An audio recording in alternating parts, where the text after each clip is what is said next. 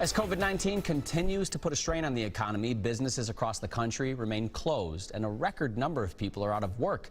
I FaceTime with local financial professional Mike Kojonen from Principal Preservation Services to go over the latest numbers. Let's start with the first question, Mike. How has the economy been impacted by the coronavirus pandemic?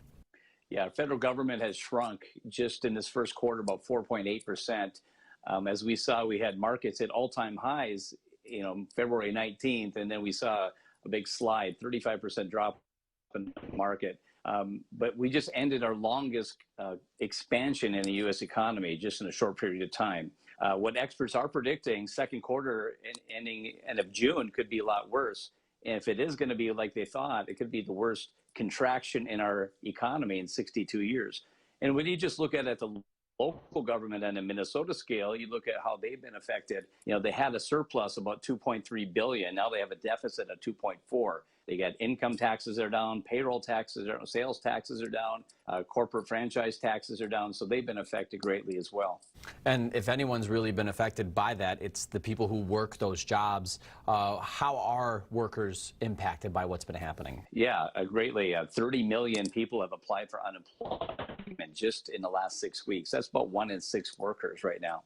Experts are predicting that the unemployment rate could spike to about 14% here really soon. So that could be the worst unemployment rise in 72 years. So it's been definitely impactful. It's one thing to be unemployed. It's another to hopefully be getting some unemployment benefits to assist people in that position. What has our government, whether it be the state level or federal level, been doing to assist some of these unemployed people?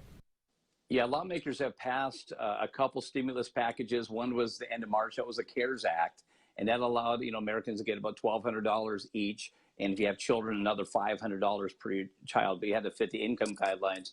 But it also extends unemployment for those workers from typical 26-week period to 39 weeks, gets you an extra quarter of unemployment. And it gives you an extra $600 extra per week. But it's only for 4 months, up to 4 months. So it's not going to go forever, but that little extra $600 is going to help a lot. Also, there was some money in there for business owners, the payroll protection loan. If you heard, a lot of people heard a lot of news reports about a lot of these businesses applied for it. They didn't get the funding. It ran out right away. The second stimulus just came out here just recently. And what I've heard is most people who have applied the second time got it the second time around, that payroll protection program. Well, I heard about that too, and I'm glad that second round came through. If people are maybe just getting whether it be the stimulus checks or their unemployment check, or maybe they're still working, but things have changed, what can we do to make ends meet still if you're just leaning on unemployment or your savings? Yeah, if you're on unemployment, and some people, what I've heard, have been making more money on unemployment because that extra $600, that's great, but you can't count on that forever.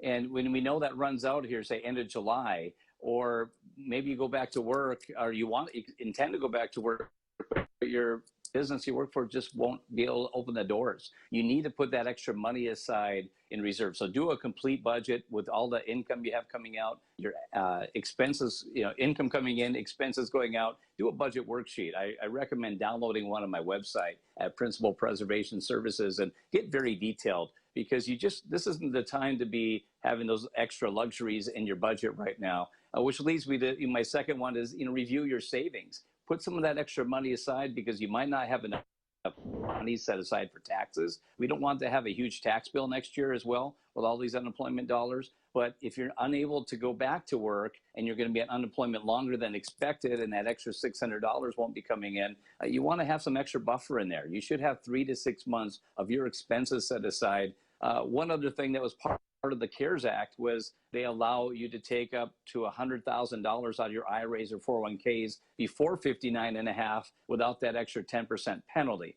Now, I always say before you do something rash like that is contact a financial professional. You want to know what the ramifications are going to be tax-wise if you're going to do that. I might lean more to do a 401k loan rather than a withdrawal out of your 401k and pay taxes right off the bat. I think we're all set here, Mike. Thanks for talking with us this afternoon. And, of course, we'll be looking forward to having you back again. Thanks, Jeff.